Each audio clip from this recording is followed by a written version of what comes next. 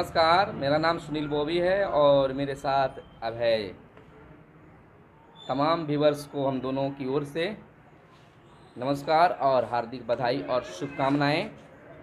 चुनाव में आप मुस्तैदी से अपनी बातों को मतदाताओं के बीच रख रहे हैं और जिस तरह से आप अपनी बात जो प्रत्याशी हैं रख रहे हैं वह काबिल तारीफ़ है। और हम लोग भी पूरे घूम रहे हैं, पूरा बिहार घूम रहे हैं और देख रहे हैं, खास करके महिला मतदाता इतनी एक्साइटेड हो रही हैं। अब वो जो कहा जाता है कि पिछलग्गू नहीं है, वो अपने से डिसीजन ले रही है। महिला प्रत्याशियों के भी बाढ़ है।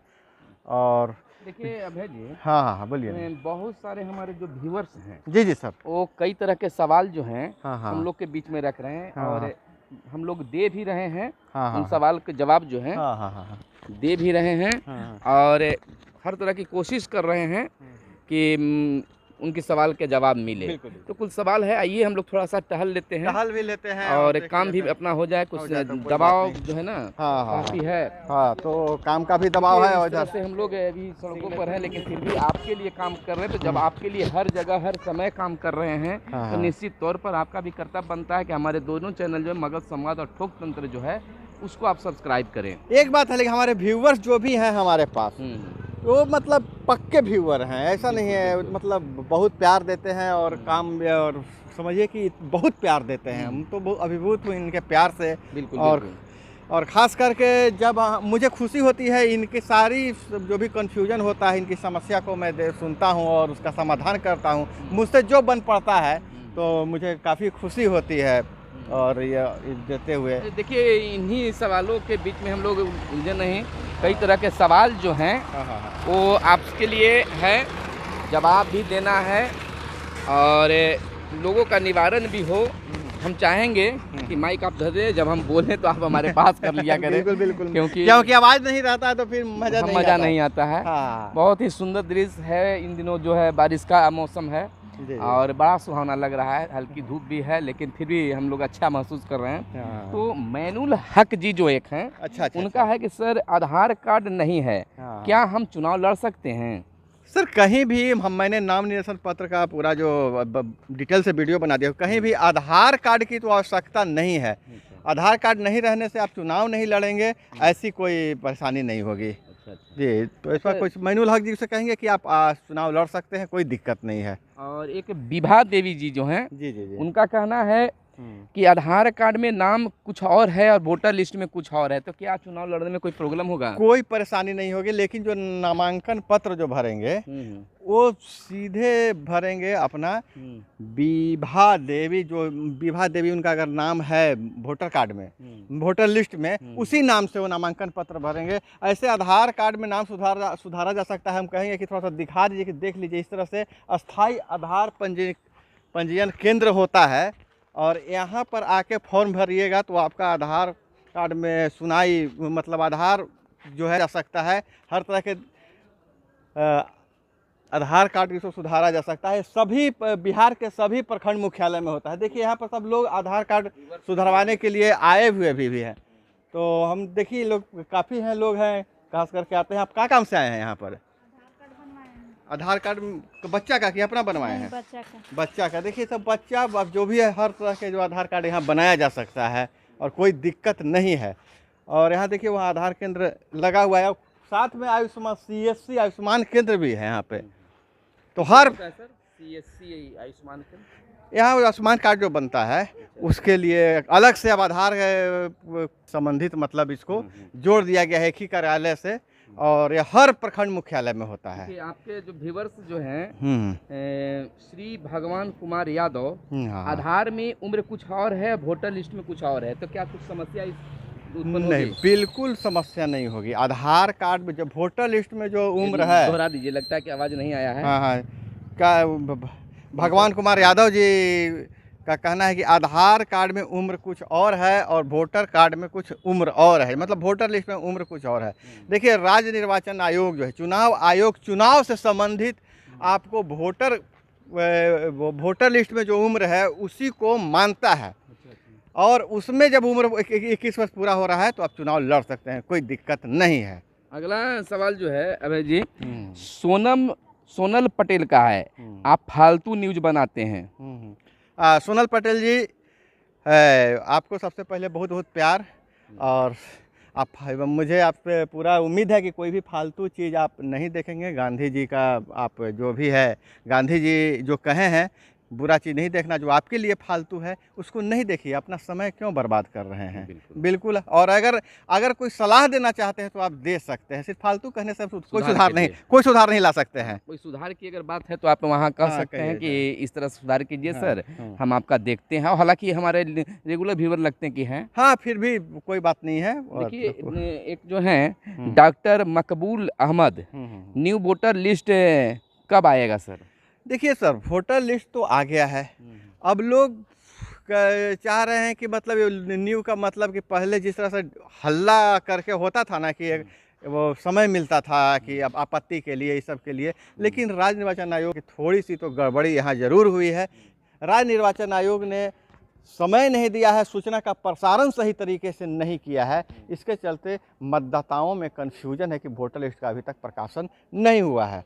जिस तरह से राज्य निर्वाचन आयोग ने कहा था कि जो 2016 विधानसभा चुनाव में जिनका नाम शामिल है उनका ज़रूर ही आएगा, लेकिन बहुत जगह नाम में कुछ गड़बड़ी आई है। आसानी हमारे व्यूवर्स को हो रही है। तो अगला जो सवाल है, भगत लाल, आशा दीदी चुनाव लड़ सकती हैं?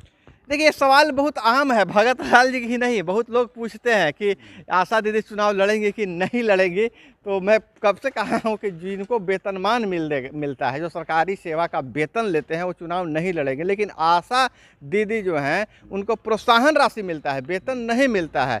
अब वेतन जब नहीं मिलता है तो वह चुनाव लड़ सकते हैं। कमीशन पे आधारित जो भी काम कर रहे हैं, जैसे डीलर साहब हैं, वो चुनाव लड़ेंगे। देखिए, डीलर का कार्यालय भी यहीं पर है, यहीं पर डीलर का कार्यालय भी है। तो हम अगर कहिएगा तो हम ऑफिस में ले चल के पूछवा भी देंगे कि कितने डीलर चुनाव लड़ रहे हैं, बता देंगे ये लोग। अगला सवाल जो है, माइक मेरे पास दीजिए।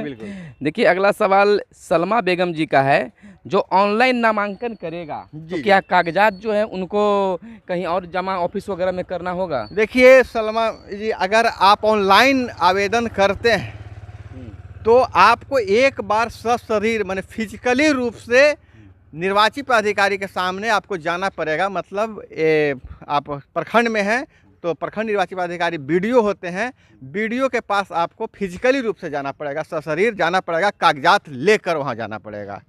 और कोई दिक्कत तो नहीं ना? और कोई दिक्कत नहीं है। देखिए, अगला सवाल जो है अभय जी, हाँ, कह सकते हैं चंदन प्रसाद जी का है, मेरा नाम सही है लेकिन पिताजी का नाम गलत है। में जो है ना, उनका नाम जो है बिल्कुल सही है और पिताजी का जो नाम है वह गलत है। तो क्या वह चुनाव लड़ने में कोई समस्या उत्पन्न होगी? देखिए, वोटर लिस्ट में अगर नाम गलत है पिताजी का, वोटर लिस्ट में नाम गलत है तो कोई समस्या नहीं होगी और ना ही उनका नामांकन कभी रद्द होगा। लेकिन उनको एफिडेविट में कहना होगा, एफिडेविट यही बनाएंगे कि पिताजी का नाम मेरा गलत है, मैं वही आदमी हूँ जिनका यह नाम है मेरे, लेकिन मेरे पिताजी का सही नाम यह है। हाँ, यानी कि कोई उसमें दिक्कत नहीं होगा? कोई दिक्कत नहीं होगा, कोई दिक्कत नहीं होगा। थोड़ी सी अब तो सवाल का हम जवाब दे दी, थोड़ा सा हम चर्चा हम लोग कर लेते हैं। जी जी जी। कि जो इस बार 4 ईवीएम मशीन से 4 बैलेट यूनिट होंगे, 4 ईवीएम यानी कि कंट्रोल यूनिट होंगे, तो उसका सीरियल सर क्या होगा? देखिए सर, सीरियल तो क्लियर हो गया, हम लोगों ने बताया, कई बार बताया, लेकिन बार बार ये सवाल पूछे जा रहे हैं। आप देखिए, सीरियल की नीचे से इधर अगर बाएं से और दाएं से अगर कीजिएगा तो हर जगह अलग अलग थी। देखिए, शुरू तो शुरू होता है। तो शुरुआत जिला परिषद से जाइए। नहीं, शुरुआत जो है ना सर, नीचे से करें। हाँ, नीचे से। देखिए, शुरुआत में जब मशीन जो सजाया जाएगा, आपने बताया है लेकिन आप अंतिम से बता रहे हैं कि लोग मैंने समझ जाए। सबसे पहले जो है वार्ड का, हाँ, अगर नीचे से चलिए तो वार्ड का, हाँ, नहीं सैयारा हुआ जो सीरियल रहेगा, हाँ, तो वो वाला समझा दीजिए आप। वार्ड का रहेगा, उसके बाद वार्ड सदस्य का जो ये उसका कलर सर आप बताइए। कलर हम बता देंगे, बताए हुए हैं। अच्छा, ठीक है। कलर उसका वार्ड का रहेगा। आपको सीरियल नंबर से अगर कहा जाए तो पहले वार्ड का रहेगा, वार्ड के बाद मुखिया का रहेगा, ग्राम पंचायत के मुखिया का, उसके बाद उसके बाद मुखिया जी के बाद रहेगा पंचायत समिति सदस्य साहब का। अच्छा, हाँ। पंचायत समिति सदस्य के बाद रहेगा सरपंच साहब। सरपंच का तो इस बैलेट से होना है। जिला परिषद का 4 हो गए ना सर। वार्ड मुखिया, पंचायत समिति सदस्य और जिला परिषद। इधर से आए तो उधर से आएंगे तो जिला परिषद। और ये इसका भी ईवीएम रहेगा इनका जो पंच और सरपंच है? नहीं, उनका तो बैलेट पेपर से ना होगा चुनाव। अच्छा, बैलेट पेपर से चुनाव होगा उनका। अच्छा, ये बता दीजिए थोड़ा सा। हाँ, माइक आप खाली ले रह जाते हैं, हमको देवे नहीं करते हैं। तो ये बता रहे हैं कि जो पंच और सरपंच के जो ईवीएम डाले जाएंगे, बैलेट डाले जाएंगे, तो क्या एक ही बॉक्स में डाले जाएंगे कि दोनों के अलग अलग बॉक्स रहेंगे? दोनों के एक ही बॉक्स रहेंगे। दोनों के एक ही बॉक्स रहेंगे, तो अलग अलग नहीं। एकदम हमारे व्यूअर्स समझ लें कि जो पंच और सरपंच का अगर मतदान आप कीजिएगा तो एक ही बॉक्स में बैलेट को डालना है। हाँ, बिल्कुल। अच्छा, ये बता दीजिए थोड़ा सा हाँ। कि प्रथम चरण का मतदान कब है? प्रथम चरण 24 तारीख को प्रथम चरण का मतदान है। और दूसरे चरण का मतदान आपको अभी तो नॉमिनेशन भी खत्म हो गया, 29 सितंबर को है। बिल्कुल। और तीसरे चरण का जो है से अभी नाम शुरू हो चुका है, नामांकन प्रक्रिया।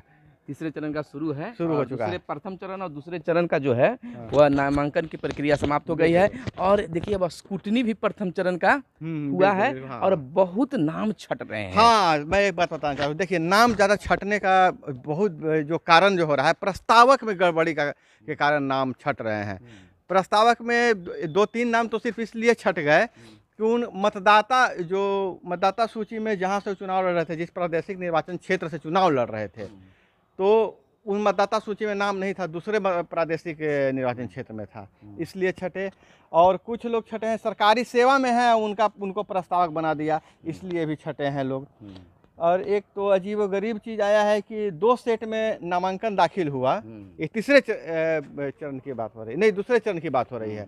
2 सेट में नामांकन लोग और उनका एक सेट में नामांकन रद्द हुआ, लेकिन दूसरा सेट वाला नामांकन रद्द नहीं हुआ। तो ये पूरा काम कर गया उनका, पूरा 2 सेट में उनको नामांकन भरने का फ़ायदा मिल गया।